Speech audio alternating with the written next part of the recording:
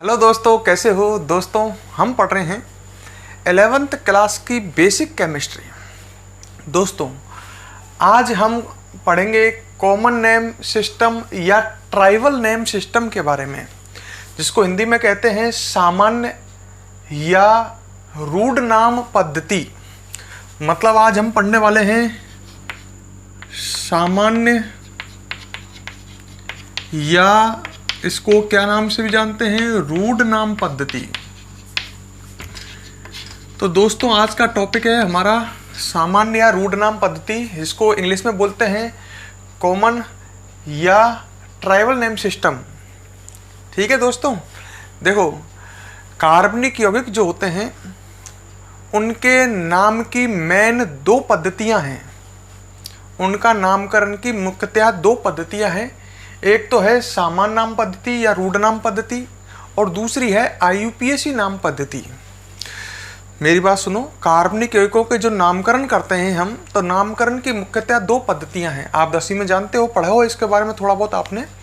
कार्बनिक यौगिकों के नामकरण की मुख्य पद्धतियां दो हैं, एक है सामान्य नाम पद्धति और एक है IUPAC नाम पद्धति। तो आज हम सामान्य नाम पद्धति की बात करने जा रहे हैं, रूढ़ नाम पद्धति की बात करने जा रहे हैं। वीडियो को ढंग से देखना। अगर दोस्तों वीडियो पसंद आए तो लाइक और कमेंट इस पर जरूर करना। इस पद्धति को हम स्टार्ट करते हैं, सामान्य नाम पद्धति या रूढ़ नाम पद्धति को। मेरे शब्दों को ढंग से सुनना। हम यहाँ से स्टार्ट करते हैं कि स्ट्रक्चर के आधार पर, स्ट्रक्चर का मतलब समझ गए होंगे, संरचना। स्ट्रक्चर संरचना के आधार पर जो कार्बनिक यौगिक हैं उनका वर्गीकरण करते हैं हम।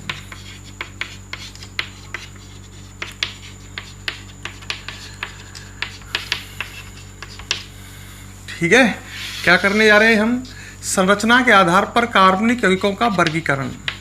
दोस्तों मेरे शब्दों को ढंग से समझना और समझना। संरचना के आधार पर अगर कार्बनिक यौगिकों को देखें हम, तो कार्बनिक यौगिक दो प्रकार के होते हैं। कार्बनिक यौगिक तो जानते हैं ना आप, मैंने एक वीडियो में बताया है आपको। कार्बनिक यौगिक उन यौगिकों को कहते हैं जिनमें कार्बन व हाइड्रोजन परमाणु उपस्थित हों। जैसे मैंने लिखा CH4। अब मैं आपसे पूछूं ये कार्बनिक यौगिक है या नहीं है? है, क्योंकि इसमें कार्बन भी है और हाइड्रोजन भी है। यदि किसी यौगिक में कार्बन और हाइड्रोजन दोनों परमाणु प्रेजेंट हैं तो वो कार्बनिक यौगिक होगा।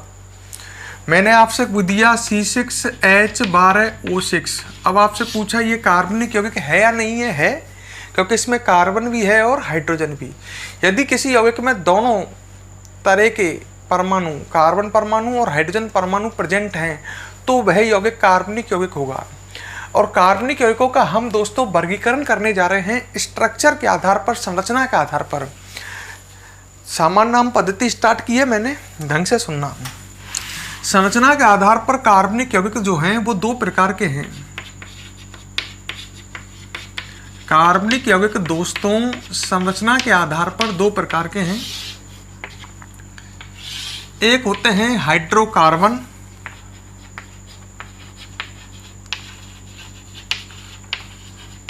हाइड्रोकार्बन्स।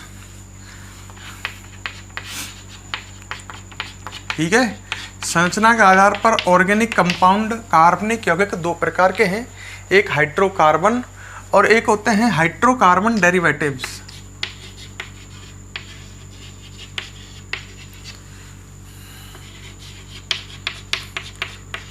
थोड़ी सी इंग्लिश को प्राथमिकता दें।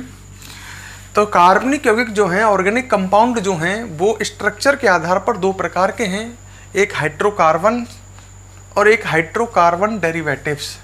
इसको हिंदी में बोलते हैं हाइड्रोकार्बन व्युत्पन्न। क्लियर? तो कार्बनिक यौगिकों को मैंने दो भागों में बांट दिया संरचना के आधार पर। कार्बनिक यौगिक दो प्रकार के हैं, एक होते हैं हाइड्रोकार्बन और एक हाइड्रोकार्बन व्युत्पन्न। क्लियर? अब आप ये तो जानते होंगे हाइड्रोकार्बन क्या है। वे कार्बनिक यौगिक जिनमें केवल कार्बन और हाइड्रोजन परमाणु हों, वो हाइड्रोकार्बन है। ठीक है, जैसे मैंने लिखा अभी ऐसे लिखा C2H6, ये हाइड्रोकार्बन है। ये कार्बनिक यौगिक तो है ही है, क्योंकि इसमें कार्बन भी और हाइड्रोजन भी है, पर केवल कार्बन और हाइड्रोजन है। ऐसे कार्बनिक यौगिक जिनमें केवल कार्बन और हाइड्रोजन परमाणु होते हैं वो हाइड्रोकार्बन्स कहलाते हैं।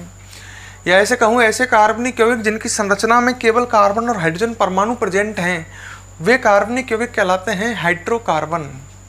और हाइड्रोकार्बन डेरिवेटिव, जैसे मैंने ये लिखा, जिसमें कार्बन और हाइड्रोजन के अलावा और परमाणु भी प्रेजेंट होंगे, जिनके स्ट्रक्चर में कार्बन व हाइड्रोजन के अलावा ऑक्सीजन, नाइट्रोजन वगैरह कोई अन्य परमाणु भी प्रेजेंट हों, ऐसे कार्बनिक यौगिकों को बोलेंगे अपन हाइड्रोकार्बन डेरिवेटिव्स, हाइड्रोकार्बन व्युत्पन्न।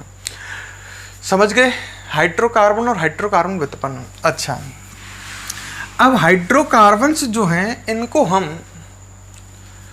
दो भागों में बांट सकते हैं। एक तो संतृप्त हाइड्रोकार्बन, इंग्लिश में बोलें तो सैचुरेटेड, और एक असंतृप्त हाइड्रोकार्बन। बात को ढंग से समझना, इंग्लिश में बोले तो अनसैचुरेटेड।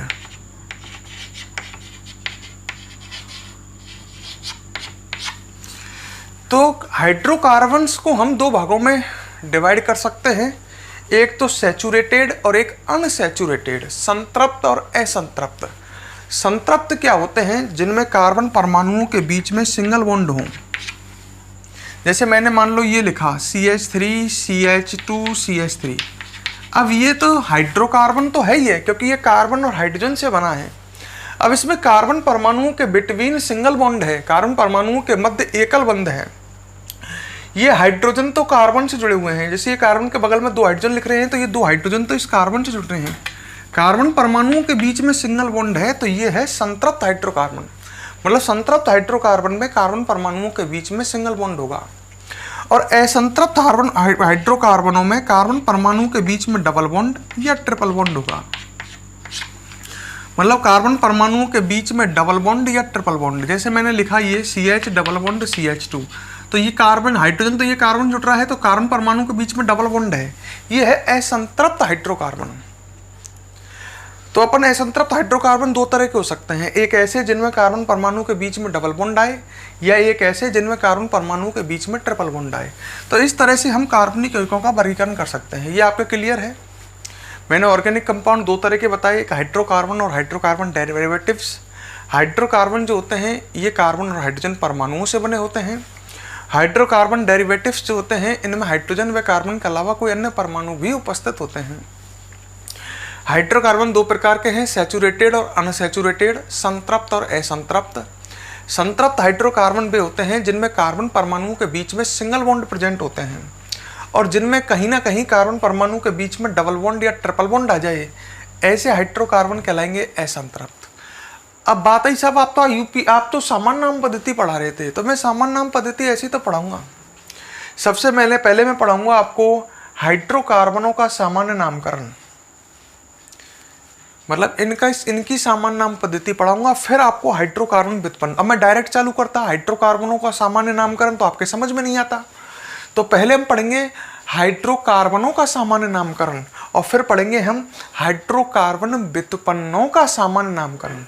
समझ में आ रहा है कि अपने पढ़ने की प्रोसेस किस तरह की होगी? पहले हम हाइड्रोकार्बनों का सामान्य नामकरण पढ़ेंगे, फिर हाइड्रोकार्बन व्युत्पन्नों का। ठीक है, तो इसलिए मैंने ये आपको वर्गीकरण बताया है। ये तो आप एक काम करो, ये हेडिंग डालो एक कॉपी में, इसको पूरे को फटाफट नोट कर लो, जिससे हम सामान्य नाम पद्धति स्टार्ट करें। वीडियो को पोज करो और पोज करके कॉपी में इसको नोट कर लो। पोज का बटन आता है ना वीडियो में, उसको पोज कर लो, उसको पुश करो और इसे नोट कर लो, फटाफट करो।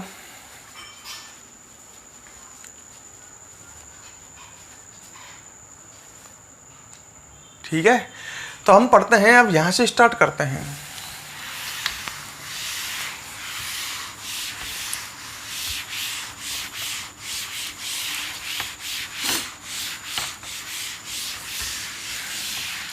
हम पढ़ेंगे हाइड्रोकार्बनों का सामान्य नामकरण।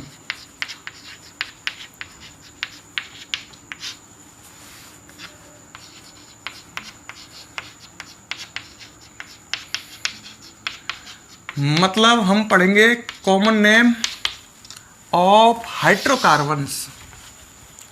ठीक है, हाइड्रोकार्बनों का सामान्य नामकरण। और हाइड्रोकार्बन मैंने आपको दो तरह के बताए थे, एक संतृप्त और एक असंतृप्त। तो सबसे पहले पढ़ेंगे हम संतृप्त हाइड्रोकार्बन, समझ गए, सैचुरेटेड हाइड्रोकार्बन्स। संतृप्त हाइड्रोकार्बनों का सामान्य नामकरण।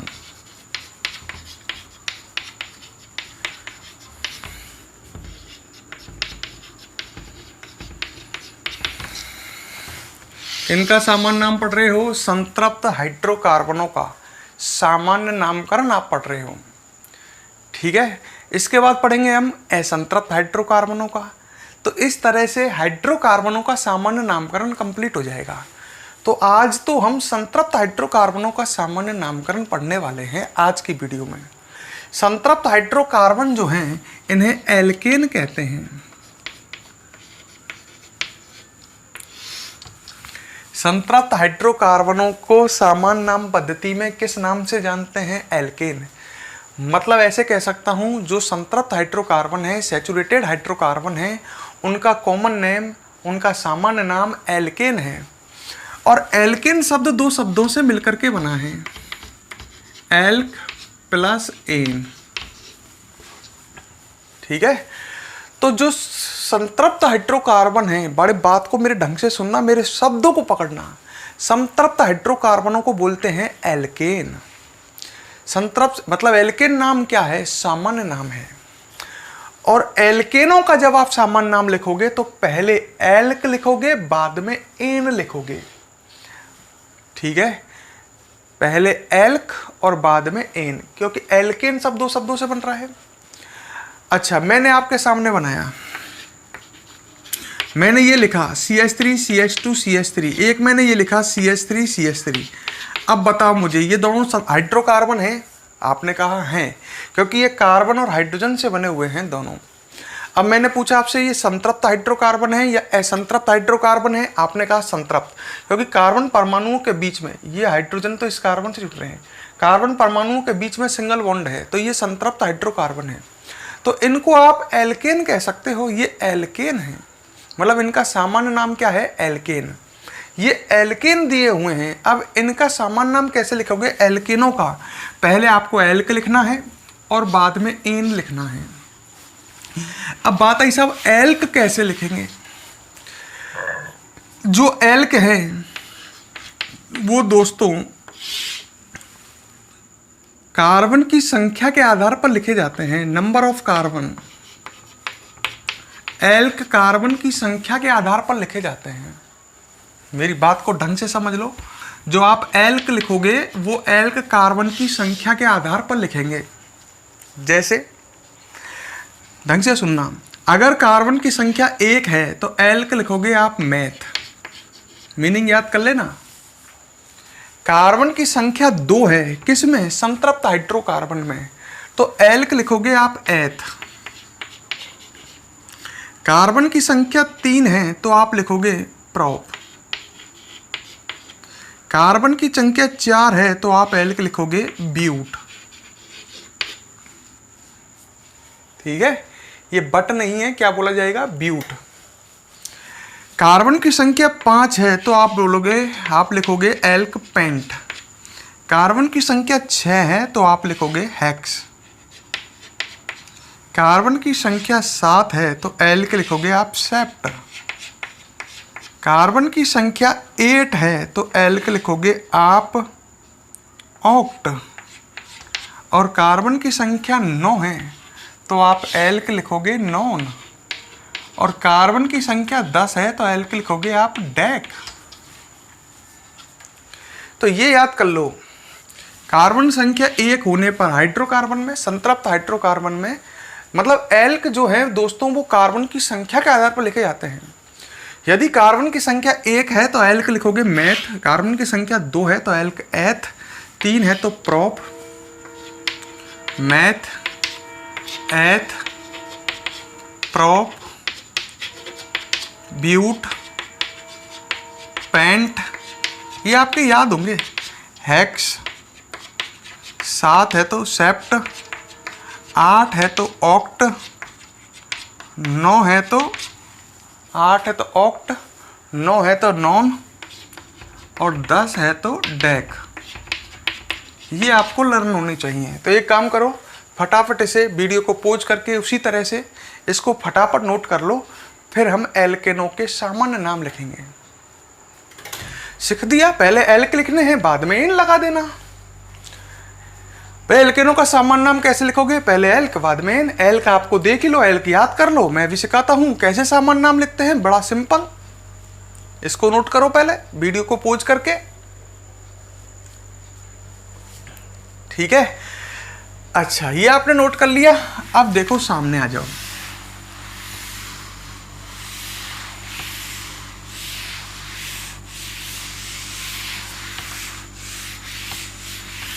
हाँ दोस्तों, तो अब स्टार्ट करते हैं हम। क्लियर, तैयार, रेडी।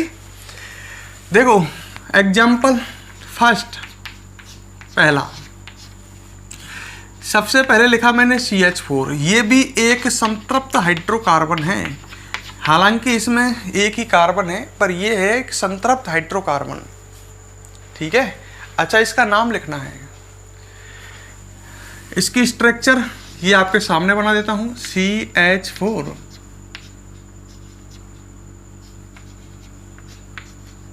इस तरह से बना रहा हूं, वास्तविक स्ट्रक्चर तो नहीं है, चलो इसको ऐसे लिखे रहने दो, ज़्यादा बढ़िया है। इसका नाम लिखते हैं। इसमें कार्बन कितना है, ये एक एल्केन है, संतृप्त हाइड्रोकार्बन है। तो पहले लिखोगे आप एल्क। एल्क मतलब इसमें कार्बन एक है तो एल्क क्या आएगा, मैथ। और पीछे क्या लगेगा, एन। मैंने ऐसी कहा ना, एल्क प्लस एन, तो इसका नाम बन गया मैथेन। इंग्लिश में ज़्यादा इजी पड़ता है, meth plus ane, methane. Clear, automatic बनेंगे, कुछ नहीं करना आपको। दूसरा एल्केन, सेकंड एल्केन है ये। देखो आपको एल्केन जो है उनका फर्स्ट मेंबर ये है। नेक्स्ट मेंबर पता करना है तो CH2 जोड़ते चलो। इसमें CH2 जोड़ूंगा तो C2H6 आएगा। एल्केन का थर्ड मेंबर आपको पता करना है तो आप समझ गए होंगे, C3H8 आ जाएगा। मतलब ये तो एल्केन जो है उनका फर्स्ट मेंबर है, प्रथम सदस्य है। ये सब एल्केन है, ये फर्स्ट मेंबर है, ये सेकंड, ये थर्ड, फोर्थ निकालना हो तो फिर CH2 जोड़ दो, C4H10 आ जाएगा। अच्छा, इसका नाम लिखते हैं कॉमन नेम। पहले इसकी स्ट्रक्चर बना लेते हैं। ये इस तरह का है, 2 कार्बन, एल्केनों में कार्बन आपस में सिंगल बॉन्ड से जुड़े होंगे। अब इस कार्बन से कितने हाइड्रोजन जुड़ेंगे, 3। लड़का कहता है क्यों, क्योंकि कार्बन 4 बंध बनाता है। एक बंध इस कार्बन से, भाई एल्केन है तो कार्बन आपस में सिंगल बॉन्ड से जुड़े होंगे, कार्बन के बीच में सिंगल बॉन्ड, और प्रत्येक कार्बन पर कार्बन 4 बंध बनाता है। तो एक बंध तो ये बन गया, 3 ये हाइड्रोजन से बनाए हुए होगा, इसी प्रकार 3 बंध ये हाइड्रोजन से बनाए होगा। एक बात और सुन लो, ये है संरचना सूत्र, ये है अणु सूत्र। ये क्या बोला मैंने, ये है स्ट्रक्चरल फॉर्मूला, ये है मॉलिक्यूलर फॉर्मूला। मेरा कहने का मतलब, देखो जिसमें लेस जानकारी है, कम जानकारी है, वो है अणु सूत्र। जिसमें ज़्यादा जानकारी है वो है संरचना सूत्र। दोनों है तो एक ही कार्बनिक यौगिक, ये उसका संरचना सूत्र बना हुआ है, ये उसका अणु सूत्र लिखा हुआ है। अणु सूत्र में हमको ये नहीं पता चल रहा कि कार्बन के बीच में क्या है, सिंगल बॉन्ड है क्या है, कार्बन प्रत्येक कार्बन पर कितने हाइड्रोजन जुड़ रहे हैं, इसमें सब कुछ पता चल रहा है कि कार्बन के बीच में सिंगल बॉन्ड है, प्रत्येक कार्बन पर 3 हाइड्रोजन जुड़ रहे हैं। तो दोनों में से अधिक जानकारी किस में है, संरचना सूत्र में। समझ गए। कम जानकारी वाला फॉर्मूला तो है मॉलिक्यूलर फॉर्मूला, अणु सूत्र, और अधिक जानकारी वाला फॉर्मूला है संरचना सूत्र, स्ट्रक्चरल फॉर्मूला। इसका नाम लिखते हैं। इसमें कार्बन है 2, तो आप क्या लिखोगे, एथ। पहले एल्क लिखोगे, एथ, पीछे क्या लगाओगे, एन। 2 कार्बन के लिए क्या लग जाएगा, अब लगा दिया एन, एथ फिर एन, तो इसका नाम बन गया एथेन। ये इसका कॉमन नेम है, समझ गए। इसी तरह से मैंने नेक्स्ट लिखा C3H8। ये तो इसका अणुसूत्र है, संरचना सूत्र बनाएंगे तो इस तरह से बनेगा। कार्बन परमाणु के बीच में आपको पता ही है एल्केनों में सिंगल बॉन्ड होता है, तो सिंगल बॉन्ड बना दिए। अब हाइड्रोजन लिखने हैं। यहाँ कितने हाइड्रोजन लिखूँ बताओ, 3, यहाँ 2, क्योंकि कार्बन 2 बंध बना रहा है, 2 बंध हाइड्रोजन से बनाएगा, और यहाँ 3, तो अपने आप बन गया ऑटोमेटिक C3H8। ये अणुसूत्र है, ये संरचना सूत्र है। इसका नाम लिखते हैं कार्बन 3। 3 के लिए क्या लिखोगे दोस्तों? प्रोप, और पीछे क्या लगाओगे? एन, तो इसका कॉमन नेम बन गया प्रोपेन। ठीक है, कोई कठिन है क्या? है? ठीक है, तो आपको इस तरह से आप लिख सकते हो, बहुत इजी है, कोई कठिन नहीं। अब हम आपसे नेक्स्ट वीडियो में मिलते हैं और इसको हार्ड आगे बढ़ाएंगे, यही चलता रहेगा कंटिन्यू, है ना। कॉमन नेम सिस्टम यहाँ तक समझ में आया हो? इसको पोज करके नोट कर लेना, हम टॉपिक को आगे कंटिन्यू रखेंगे। आप भी अपनी पढ़ाई को अब कंटिन्यू कर लीजिए।